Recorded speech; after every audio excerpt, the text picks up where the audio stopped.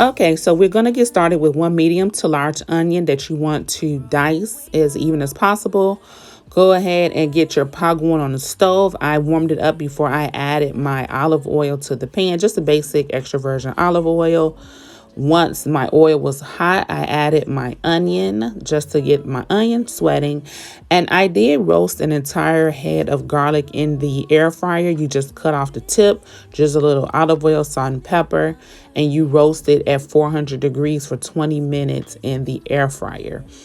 This saves time from having to chop up all those little pieces of garlic. You can just roast it in the air fryer and squeeze those babies right on into that pot. Now, at first I said I was just going to use half, but I went ahead and I added the whole head. I do like garlic. It was not too garlicky at all, but I just love roasted garlic. It is really good and it's convenient. And so, like I said, you don't have to chop up all those diced garlic. And I don't really like that jarred minced garlic. It's not the same in my opinion. If that's what you prefer, then go ahead and do that. But for this recipe, I went ahead and I used that whole head of garlic that I roasted. So I added that into the pot with the onion just to let that go ahead and saute. And then I mixed my, kind of smashed my garlic into the onions. I let the garlic go a little bit. As you can see, it got a little brown at the top, but that's all right. That's a little character. You won't even be able to taste it once everything is done. But go ahead and get that sauteed so that we can start getting those aromatics going before we add our beef. So I am adding 3 pounds of ground beef, just plain ground beef. I believe this was 80/20. You can use ground chuck or whichever type of meat you want, but I'm using some ground beef. So go ahead and get that meat worked into those vegetables. You want to get it all, nice and worked down into your vegetables.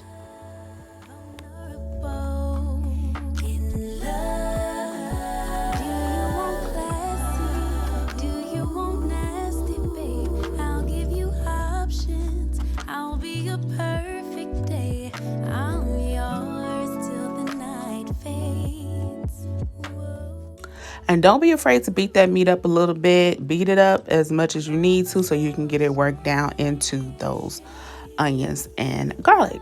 And then I did add some seasoning here. We are going to drain it, but I do like to start the flavoring while the meat is cooking. So I added some salt, some coarse ground black pepper, some chili powder, and some ground cumin.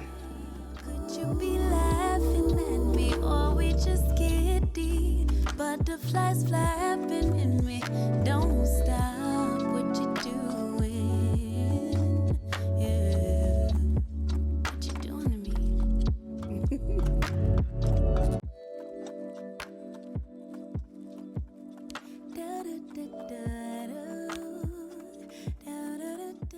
I did also go in and add a little bit of garlic powder to that pot as well.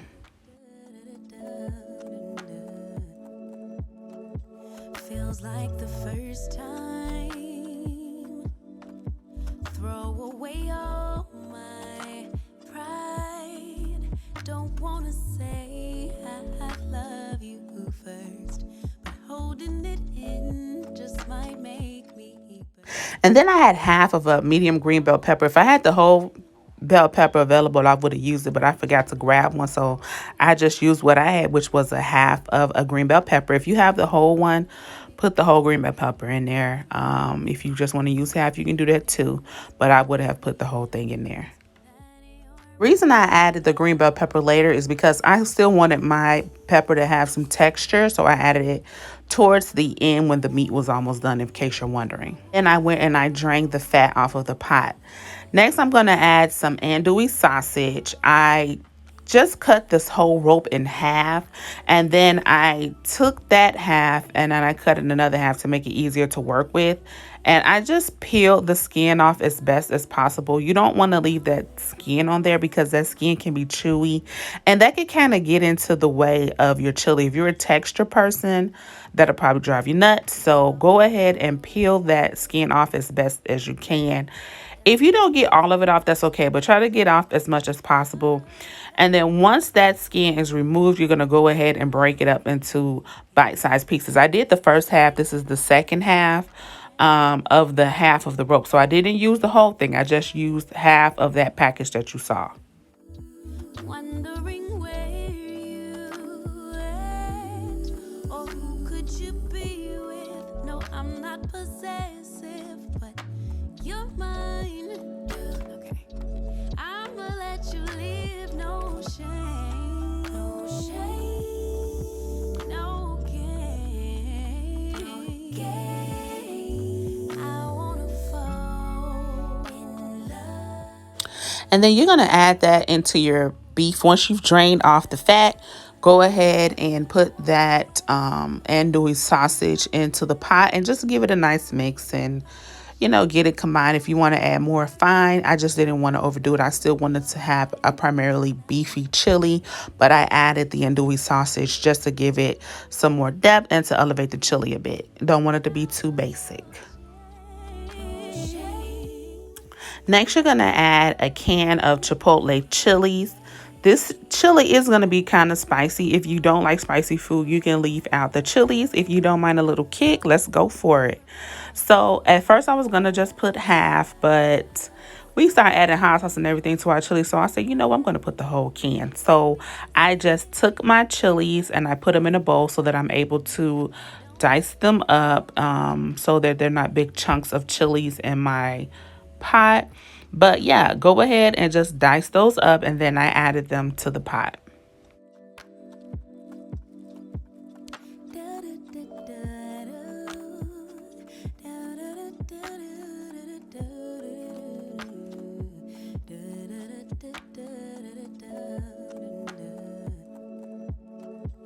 Feels like the first time. Throw away all my pride. And for my beans, I use 1.5 cans of the dark red kidney beans and a half can of the black beans. You want to rinse your beans off. Back in the day, I used to just throw that can in there with that sauce, but my auntie told me that was a big no-no.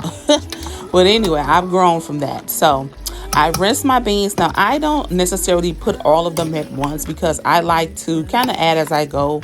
Because once you put them in there, you can't take them out. So it's best to add them, check, and then, you know, add a little as you go so you can adjust. I mean, this is not a bean soup. It's chili. So I want it to be very meaty. So I added about 90% of those beans to my pot and mixed everything together.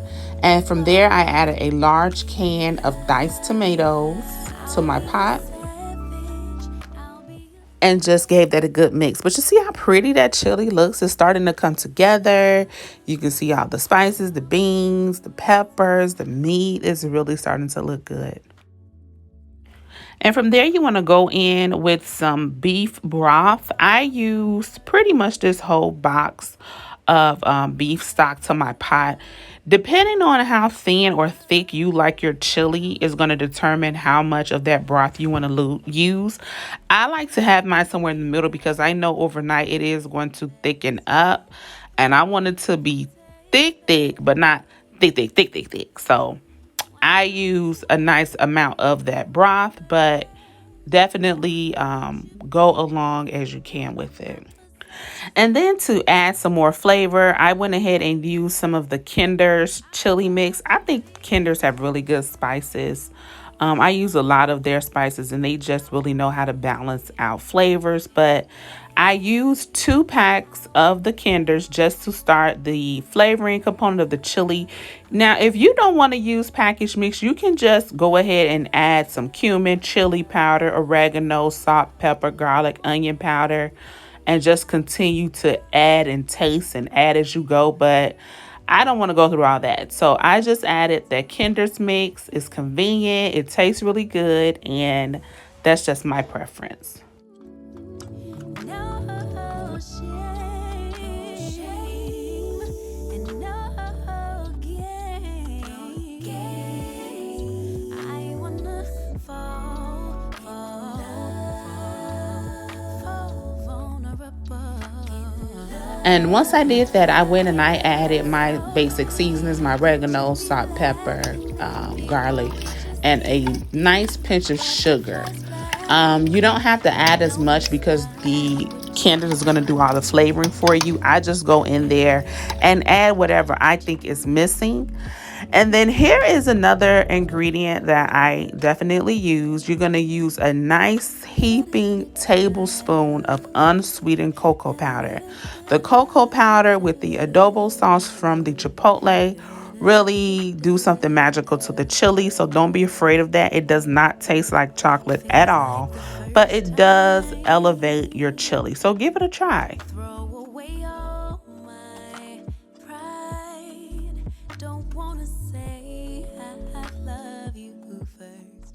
And make sure you're tasting your chili as you go along. You don't want to continue adding things and you're not building the flavor up as you go, and over salt something or under season something. Okay, so then you're gonna go in with the tomato paste. I ended up using 2 cans. You're only gonna see one in this video. There was a point where I ended up losing my battery and I had to recharge my camera, but you're going to add 2 cans of tomato paste. Don't forget that. And then once I get to that step, I tasted and I felt like I still needed a little bit more because of the amount of chili that I had. I believe those Kinder's packs is just for 1 pound of meat, but I had 3 pounds. So I added a pack of the McCormick chili seasoning, which is also good. I didn't use the spicy. I remember back in the day, Lori's used to be the stuff everybody used, but for me, McCormick is just a little bit better than Lori's. If you work for Lori's, no shade, but McCormick is the bomb. So I did add a little bit more cumin and a little bit more of my beef broth once I got to this stage. Like I said, remember to keep tasting as you go because you want to make sure that the flavor is hitting where you want it to hit, and this flavor is flavoring. Lover and best friend. Waiting for takes back. And then you're going to go ahead and just cover that up and let it simmer for about a good 20 minutes to start. Come back in, check it. I mix it up just to see the colors. But you see how the color has changed now that everything is starting to develop and marry together. Look how the richness of the color has come through. That nice brownish, reddish tint to the chili has came in.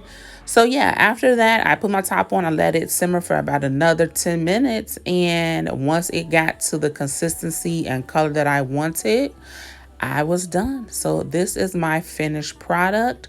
I will go ahead and show you how I like to plate it up.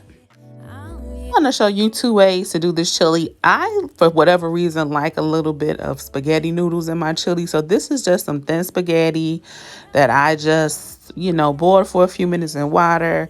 I think my mother did this or something when I was younger, and I just like the way that it tastes. But I put a little chili at the bottom of my bowl, a nice amount of chili. But look at that chili up close. It looks so dang on good. Look at that.